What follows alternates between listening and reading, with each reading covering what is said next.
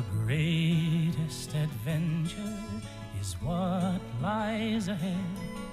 Today and tomorrow are yet to be said. Hello everyone, No One of Consequence here, back again with a new video. This is episode 43 in a series which recounts my ongoing Dungeons & Dragons campaign, which is now in its 9th year. If this is your first visit to my channel, you might want to go back and start with part 1 of this series, so everything will make more sense. So as always, spoiler alert, in this video I will be revealing details found in this adventure module. And as a reminder, this is the current makeup of the adventuring party. So where we left off last time, the characters had just rescued a storm giantess prisoner who was being held here captive by the frost giant Jarl. And she had agreed to help the characters defeat the frost giants if they would release her. So they agreed to do that. And also, just as a reminder, Thorol is currently under the effects of a charm spell, and so he is currently tied up and being carted around on Varys' floating disc. So after leaving the storm giantess's holding room, the party explored deeper into the frost giant's lair and soon entered a vast cavern. But almost immediately they were attacked by both thrown boulders and spear-sized missiles, which were launching out at them from the darkness in 2 different directions.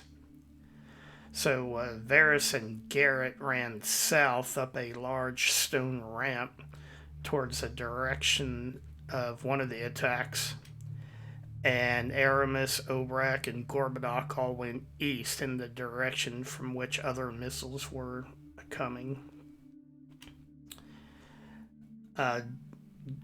Obrak and Aramis and Gorbadoc soon encountered some more ogres. And funnily enough, one of the ogres that Gorb was fighting managed to roll a fumble and hit himself instead, and he did it in 2 combat rounds in a row. You can see the results there on the chat window in the screenshot. Back with the other group, unfortunately Garrett took one of those ballista spears to the chest and almost died. So he fell back behind where Niobe was so she could heal him. But meanwhile, Varys and the storm giantess continued up that stone ramp and soon confronted a frost giant who had been shooting that ballista at the characters.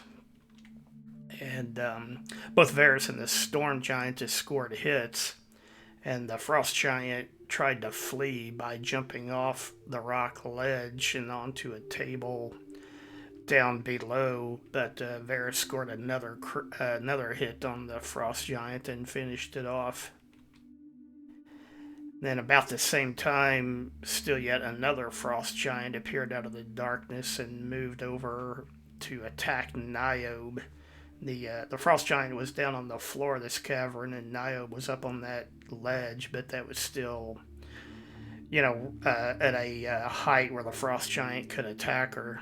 However, the storm giantess moved back to help Niobe, and Varys began preparing a magic missile spell, and under all of those combined attacks, that frost giant soon went down.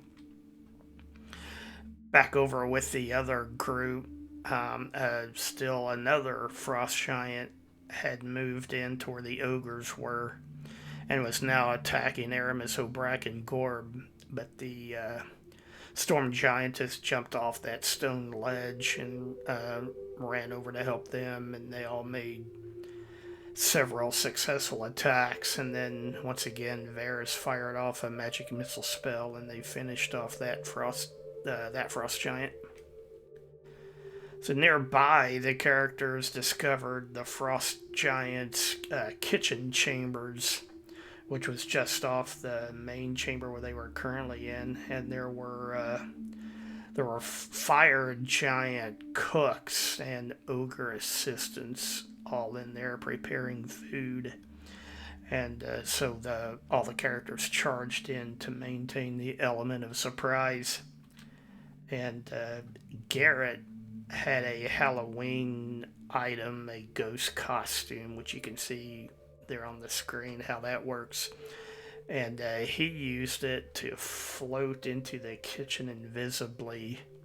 And then he rematerialized on a table behind one of the fire giant cooks so that he could make a backstab attempt, which was successful. And then Aramis scored a critical hit, which you can see the results there in the chat window. And so between Garrett's backstab and Aramis's critical hit, the two of them managed to finish off that fire giant in a single combat round. Most of the characters soon returned back out into the main cavern because boulders were still being thrown at them from behind in the darkness somewhere to the south. But the storm giant and Garrett stayed in the kitchen area to finish off the last fire giant cook. But unfortunately, Garrett rolled a fumble. You can see the results there in the chat window. Back outside, Varys soon found a stone ramp on the eastern side of the large cavern, similar to the one that was on the west side. And he began running up that ramp. And I just want to point out that technically Thorol is still on that floating disc, but it was too much trouble to keep his actual figure on the disc with everything else going on. So we were just saying that he's still there without having to go through the trouble of physically moving him around. Back in the kitchen, Garrett and the storm giant finally finished off the last fire giant cook, and then the storm giant rushed back out into that main cavern to help the other characters. Garrett explored a little further in the kitchen area and discovered a cell holding a family of humans prisoner. There was an older male, his adult son, the son's wife, and their child, and they told Garrett that they were brought here by the hill giants as tribute to the frost giants, and they were slated to be cooked for a feast. And you may remember several episodes back there was a band of visiting hill giants on the upper level. The prisoners also told Garrett that there used to be more of them here, but those people had already been eaten. Garrett picked the lock to the cell and let them out, but otherwise he seemed indifferent as to what they were going to do now. Back outside, Varys, Aramis, and Gorb had all three closed in on that frost giant that had still been throwing boulders. And in the ensuing melee, that frost giant targeted Gorb and inflicted quite a bit of damage on him, and you can see his health bar there pointed out on the screen. However, about this time, the storm giantess arrived to help them, and that last frost giant was soon defeated. After this, Aramis, Varys, and the storm giant explored deeper into this large cavern, because earlier, and I didn't mention it, but earlier there had been the sound of a gong ringing down here in the southern part of this chamber, and the characters just assumed that it was another alarm of some kind. But except for hearing that alarm, nothing else had happened. And so this group went down to see if they could find anything, but they didn't. They found this raised stone platform with a table on it, but they were reluctant to go any further into the darkness by themselves, so they went back to where the other characters were. So around this time, those prisoners that Garrett released approached Niobe and pleaded with her for help. And after listening to their story, Niobe assured them that the party would do everything possible to get them to safety. So, with everyone back together again, since they were not currently under attack, they decided to return to that Ogre Magi cave in hopes of resting there so they could heal and regain spells. But once they got there, they soon decided that this might not be the safest place to stay.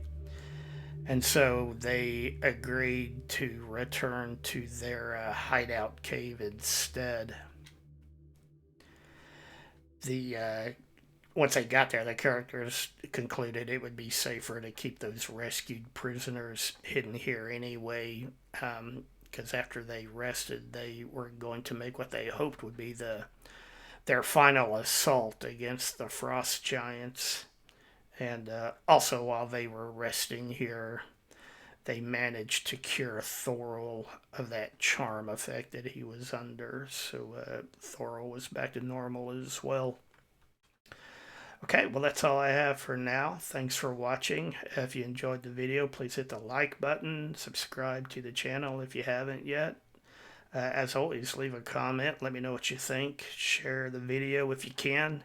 And anything you can do to help support the channel, I appreciate it. Thanks again. Bye for now. The greatest adventure is what lies